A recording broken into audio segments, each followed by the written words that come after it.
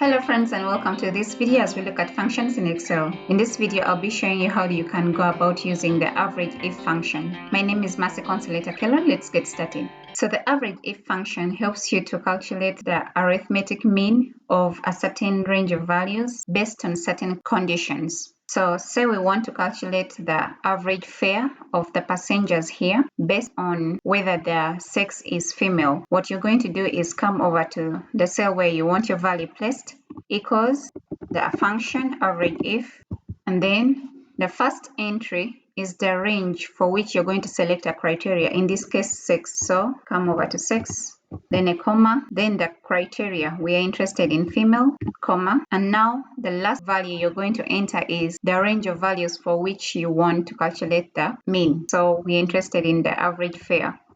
Then you can close your bracket, press enter. So this is the average fare of all passengers who are female. You can also do the same for numeric values. So equals average if, and then the first criteria. Then you pass in your criteria. We're interested in all those passengers who are having an age greater than 49.